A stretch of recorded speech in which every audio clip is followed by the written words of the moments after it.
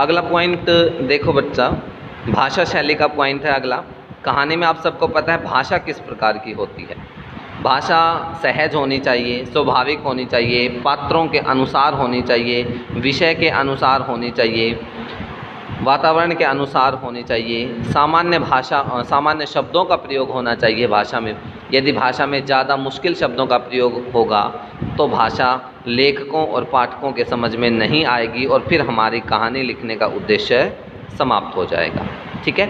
इसी प्रकार अगला प्रश्न है हमारा, कहानी में पात्र एवं चरित्रों का महत्व। ये मैंने आपको बताया है अभी ऊपर, उसी प्रश्न को और थोड़ा सा घुमाकर और पॉइंटों में बनाकर दे रखा है। कहानी में पात्रों का, ये कहानी का मूल आधार होते हैं, ये कहानी को गतिशीलता प्रदान करते हैं, कहानी का उद्देश्य स्पष्ट करते हैं, पाठक कहानी का संदेश देते हैं, पाठक कहानी को समापन की ओर ले जाते हैं।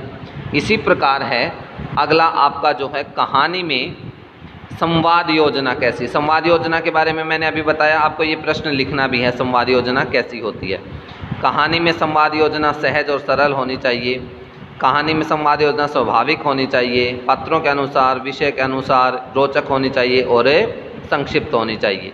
इसी प्रकार आगे देखो, कहानी में पात्रों के द्वंद्व का महत्व, ये इंपॉर्टेंट पॉइंट है और जो मैंने नहीं करवाया। द्वंद्व का मतलब होता है जो दो स्थिति एक समान आना।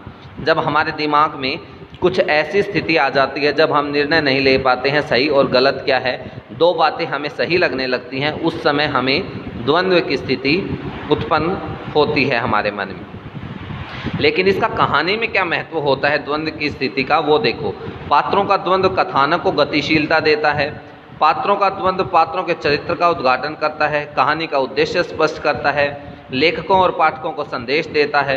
पात्रों के द्वंद्व से कहानी में रोचकता उत्पन्न होती है और पात्रों के द्वंद्व से पाठकों में जिज्ञासा उत्पन्न होती है। इसी प्रकार मैंने भाषा शैली के बारे में बताया था, स्वाभाविक, पात्रानुकूल, विषयानुकूल, प्रसंग अनुसार और सरल होनी चाहिए। इसके बाद मैंने कहानी का हमारे जीवन से क्या संबंध है, ये प्रश्न आपको नहीं बताया। ये प्रश्न आपको इसको ध्यान से देख लीजिए। इस प्रश्न को, कहानी का मानवीय जीवन से घनिष्ठ संबंध है। आदिम युग से यानी कि आदिकाल से कहानी मानव जीवन का प्रमुख अंग रही है। आप सबको पता है यह मानवीय जीवन का एक ऐसा अंग रही है कि प्रत्येक मनुष्य किसी न किसी रूप में कहानी सुनता और सुनाता आ रहा है। यदि आपने कहानी का इतिहास पढ़ा है तो इतिहास से संबंधित है ये। आप कहानी का इतिहास और मानव जीवन से संबंध, इन दोनों को आपस में जोड़कर लिख सकते हैं। ठीक है, ये बात ध्यान से देख लेना, इसको एक बार ध्यान से पढ़ लेना, वही बात है, इसमें कोई नई चीज़ नहीं है। मनुष्य अपने विचारों, अनुभवों, वस्तुओं का आदान प्रदान करता है, इसी प्रकार वो इसका एक माध्यम भी चाहता है और कहानी के माध्यम से वो अपने विचारों का आदान प्रदान कर सकता है। एक जगह से उठाए हुए विचार दूसरी जगह प्रस्तुत कर सकता है। हम अपनी बातें किसी को सुनाना चाहते हैं, इसलिए यह सत्य है कि संसार का प्रत्येक मनुष्य में कहानी लिखने की मूल भावना अवश्य होती है। यानी कि प्रत्येक व्यक्ति कहानी लिख भी सकता है, सुन भी सकता है और बोल भी सकता है।